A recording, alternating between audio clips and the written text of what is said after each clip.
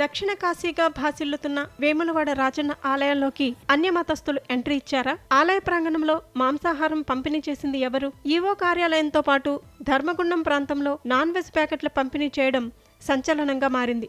గర్భాలయ సమీపంలోనే జరిగిన ఈ ఘటనపై హిందూ సంఘాలు ఆందోళన వ్యక్తం చేశాయి. ఘటనపై వేములవాడ పోలీసులకు ఫిర్యాదు చేశారు. వేములవాడ శ్రీ రాజరాజేశ్వర స్వామి ఆలయ ప్రాంగణంలో ప్లాస్టిక్ డబ్బాల్లో ప్యాక్ చేసిన నాన్ వెజిటేరియన్ ఆహారాన్ని పంచిపెట్టారు. గుర్తు తెలియని వ్యక్తులు మాంసాహారం పంచిపెట్టడంపై స్థానికులు ఆగ్రహం వ్యక్తం చేస్తున్నారు. కొన్ని బాక్సులపై ఓ చిన్నారి జన్మదిన శుభాకాంక్షలు అని రాసి ఉండగా మరికొన్ని బాక్సులపై హ్యాపీ క్రిస్మస్ అని ముద్రించి ఉన్నాయని స్థానికులు చెబుతున్నారు. అయితే ఇదంతా కూడా అన్యమతస్థులే చేసి ఉంటారని పట్టణానికి చెందిన హిందూ సంఘాల ప్రతినిధులు ఆరోపిస్తున్నారు. లిటిల్ స్మైలీ ఫౌండేషన్ అని కొన్ని బాక్సులపైన, క్రియేటింగ్ స్మైలీ ఫౌండేషన్ అని మరికొన్ని బాక్సులపైన ముద్రించి ఉంది. ఆలయ ప్రాంగణంలో దర్జాగా మాంసాహారాన్ని పంచిపెడుతుంటే ఆలయ అధికారులు ఏం చేస్తున్నారని స్థానికులు ప్రశ్నిస్తున్నారు. ఆలయ యంత్రాంగం తరచూ తిరుగుతూ ఉండే ప్రాంతంలోకి అన్యమతస్థులు ఎలా వచ్చారని ఆగ్రహం వ్యక్తం చేస్తున్నారు. రావడమే కాకుండా పవిత్రమైన గర్భగుడి సమీపం వరకు మాంసాహారాన్ని తీసుకువచ్చారంటే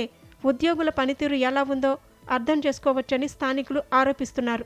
ఓ మతానికి చెందిన పవిత్ర పర్వదినం రోజున ఇలా జరగటంపై అనేక అనుమానాలు వ్యక్తం చేస్తున్నారు. బుధవారం మధ్యాహ్నం కొందరు వ్యక్తులు భిక్షాటన చేసుకుని జీవనం సాగించే వారితో పాటు మరికొందరికి ఈ ఆహారం ప్యాకెట్లు ఇచ్చి వెళ్లిపోయినట్టుగా తెలుస్తోంది. ప్రత్యేకంగా ఆలయ ప్రాంగణానికి వచ్చి మరీ నాన్ వెజిటేరియన్ ఫుడ్ పంపిణీ చేయడం వెనుక ఎవరు ఉన్నారన్న చర్చ మొదలైంది. ఆలయంలో ఏర్పాటు చేసిన సీసీ కెమెరాల ఆధారంగా అనుమానితులను గుర్తించే పనిలో పడ్డారు ఆలయ అధికారులు. ఆలయ ప్రాంగణంలో మాంసాహారాన్ని సరఫరా చేసిన విషయం వెలుగులోకి వచ్చిన తరువాత వాటిని అక్కడి నుంచి తీసివేసిన ఆలయ ఉద్యోగులు ప్రాంగణాన్ని శుద్ధి చేశారు.